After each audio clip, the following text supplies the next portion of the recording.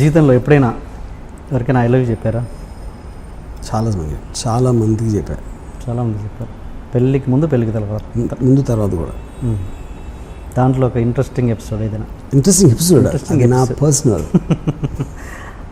అంటే మీరు పర్సనల్, ఇప్పటివరకు మీరు పబ్లిక్ అయిపోయారు. నా పర్సనల్ విషయాలు నేను చెప్తాను, కానీ ఇప్పుడు ఇంట్రెస్టింగ్ ఎపిసోడ్ అంటే అమ్మాయి పేరు చెప్పాలా, లేకపోతే మన పేరు? ఎపిసోడ్ అంటే ఇంకేం చెప్పాలి? ఎపిసోడ్ మీన్స్ ఆ బ్లాక్ సినిమా బ్లాక్ పేరు అవసరం లేదు, పేరు చెప్పండి.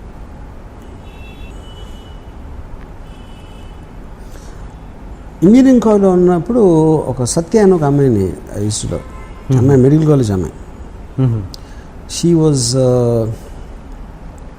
అంటే ఆ టైంలో ఇంజనీరింగ్ కాలేజ్ కాంపౌండ్లో ఒక మెడికల్ కాలేజ్ కూడా టెంపరీగా ఉండేది.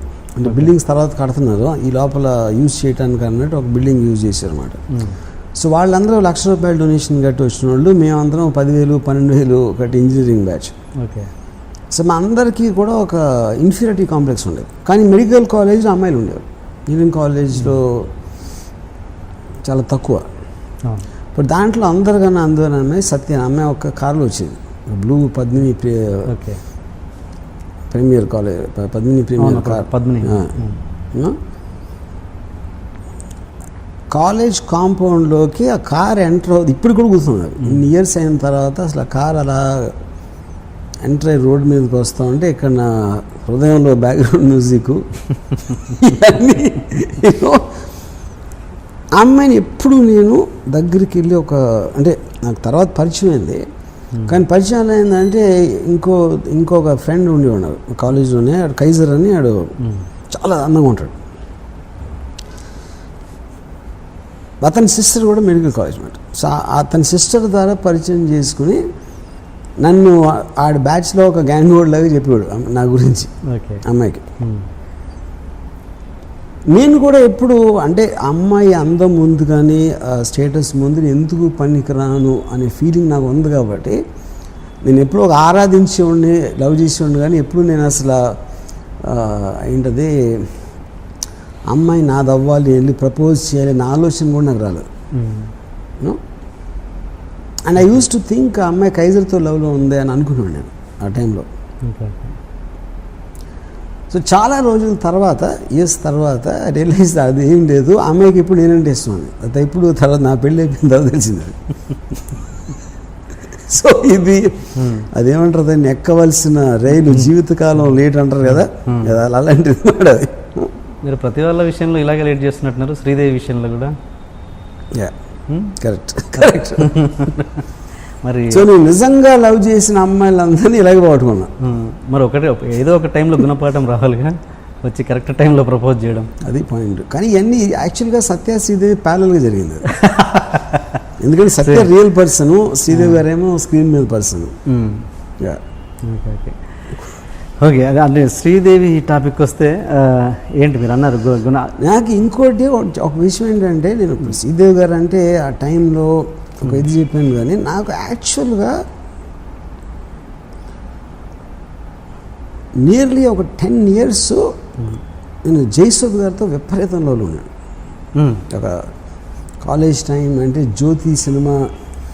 శ్రీదేవి గారు యాక్చువల్గా it was more happen post ఏది మన మిస్టర్ ఇండియా.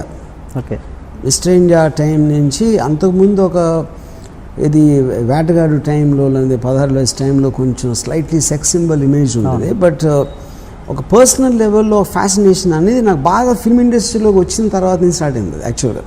అంటే ఫిల్మ్ ఇండస్ట్రీ అంటే నేను డైరెక్టర్ అని కాదు, నేను చెప్పేది ఒక అసిస్టెంటో లేకపోతే సినిమాల్లో అన్నపూర్ణ స్టూడియో చుట్టూ తిరిగే రోజుల్లో అక్కడ స్టార్ట్ అయింది యాక్చువల్గా. ఓకే, ఒరిజినల్గా కాలేజ్లో ఉన్నప్పుడు అంతా నాకు జయసుధ్ గారు యాక్చువల్గా. అప్పుడు ఫస్ట్ టైము నేను అంటే ఆల్మోస్ట్ అబ్సెషన్ మాట జయసుధ్ గారు అంటే. ఆవిడ ఫోటోలు లేకపోతే ఒక జ్యోతి సినిమా వాల్ పోస్టరు ఒక కాంపౌండ్ వాల్ మీద అంటించుంటే రోడ్ మీద నుంచుని ఒక గంటలు చూసి ఉండాలి, చూస్తూ ఉన్నాను. వాల్ పోస్టర్ కదా అంతే. తర్వాత ఒకసారి ఫస్ట్ టైం శ్రీవారి వచ్చినట్లు షూటింగ్ జరుగుతూ ఉంటే మా ఫాదర్ని అడిగి జయసుధ అక్కడ జయసుద్ గారు కొంచెం దూరంలో ఆవలిస్తుంది. అంటే ఒక సినిమా స్టార్ కూడా మనిషిలాగా, మామూలు మనిషిలాగా ఆవలిస్తుందని నేను తట్టుకోలేకపోయాను. I just was disappointed and I felt betrayed అసలు. ఇంకోటి, స్క్రీన్ మీద మీరు చూసినప్పుడు ఒకరిని అంత పెద్ద స్క్రీన్ మీద లైట్స్, కంపోజిషను, మ్యూజిక్, డైలాగ్తో చూస్తారు కాబట్టి సడన్గా ఏమీ లేకుండా బేరుగా చూసినప్పుడు ఎవరైనా డిసప్పాయింట్ చేస్తారు, ఇర్రెస్పెక్టివ్ అది ఎంత పెద్ద స్టార్ అని అవును. సో అన్ని సంవత్సరం అమరదీపం అనే సినిమా థర్డ్ ఇయర్ ఇంజనీరింగ్లో వచ్చింది. అది మన కృష్ణాంకిలో రాంప్రియ అని ఒక థియేటర్ ఉండేది. 7 సార్లు ఒక క్లోజప్ కోసం చూసాను ఆ సినిమా. జయసుద్ గారు ఒకే ఒక క్లోజప్, ఒక పాటలో జస్ట్ ఒక మ్యాక్సిమం 3 seconds వస్తుంది అది ఆ షాట్ పాటలో. ఆ క్లోజప్ కోసం ఎగ్జామ్స్ జరుగుతున్న టైంలో 7 సార్లు చూసినాను కేవలం ఆ క్లోజప్. నా మిగతా సినిమాకి నాకు సంబంధమే లేదు అసలు. అది యాక్టింగ్ కాదు, ఆవిడ ఏం యాక్ట్ చేశారో అది కూడా కాదు. తర్వాత ఒక ఫస్ట్ టైం రావు గారి ఇల్లులో పనిచేస్తున్నప్పుడు అసిస్టెంట్ డైరెక్టర్గా చేసిన రావు గారిలో తెలుసు. జయసుద్ గారికి సీన్ పేపర్ ఏమని మా డైరెక్టర్ చెప్పారు తరణి. అంటే ఫస్ట్ టైం జయసుద్ గారికి 2 అడుగుల దూరంలో నిలబడే అవకాశం వచ్చింది నాకు. సో నేనే రాసిన సీన్. పైగా నేను మొత్తం రాసి ఆవిడకి ఇస్తున్నాను కాబట్టి ప్రతి వర్డు ఇది అది అంటే ఆ రోజుల్లో ఇది కూడా ల్యాప్టాప్ ఉండేది కదా, అన్ని హ్యాండ్ రైటింగ్ అవి చింపేసి మళ్ళీ రాసి నాకు చాలా బ్యాడ్ హ్యాండ్ రైటింగ్. పైగా తెలుగు రాయడం వచ్చా మీకు? Of course. నా హ్యాండ్ రైటింగ్ ఎంత అందంగా నా శక్తికి మించిన కృషి చేసి ఫైనల్గా సీన్ రాసి తీసుకెళ్ళింది. ఏది రాత్రంతా రాసి పొద్దున్న రాసి ఆవిడ షూటింగ్ వచ్చే టైంకి ఆవిడ కూర్చుని ఉంటే వెళ్ళి ఇచ్చాను పేపర్. నా మైండ్లో ఏంటి, ఆవిడ చదివి ఇంప్రెస్ అయిపోయి ఎవరు రాశారు అని ఒక బల్బులాగా ఆవిడ మొహం వెలిగి నేనే రాశాను అని చెప్దామని నా ఫ్లాష్ ఫార్వర్డ్ అయిపోయింది సీన్. ఆల్రెడీ మొత్తం బ్యాక్గ్రౌండ్ ఎడిటింగ్ చేసి నా మైండ్లో ప్లే అయింది అది ఆల్రెడీ చాలాసార్లు. నేను ఇవ్వగానే ఎన్ని పేజీలు అది ఫస్ట్ టైం.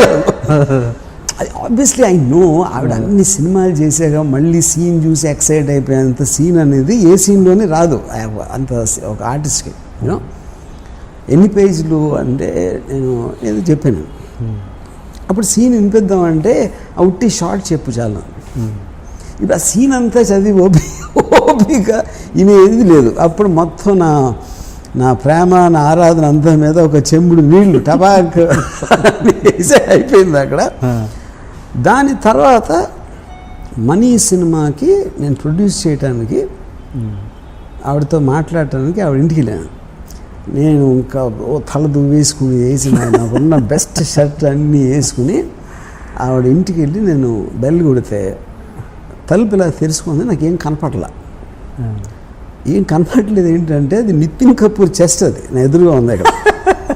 నేను ఇలా తలెత్తి చూసి అయిపోయింది, అక్కడితో నా స్టోరీ ఫినిష్డ్. అంటే అక్కడికి పెళ్ళైందన్న విషయం నాకు తెలుసు, కానీ సడన్గా నితిన్ కపూర్తో నేను పోల్చుకుంటే నేను ఒక టీంగా ఒక ఏంటి ఇలా కొట్టేయండి వెళ్ళి హైదరాబాద్, అది చెన్నైలో జరిగింది. నేను వెళ్ళి హైదరాబాద్లో పడతాను. దాంతో నా లవ్ స్టోరీకి ఫుల్ స్టాప్ పెట్టాను అంతే. ఈ విషయాలను ఎప్పుడైనా డిస్కస్ చేశారా ఆవిడతో మధ్యలో? నాట్ ఇన్ వెరీ అప్పుడప్పుడు చెప్పాను, but not in so much detail. ఏమంటారు రియాక్షన్ ఏంటి? She won't believe it. అని ఇన్ని ఇలా చెప్పి మళ్ళీ శ్రీదేవి గురించి మాట్లాడతావు కదా, అది వేరే ప్యారలల్ ట్రాక్స్.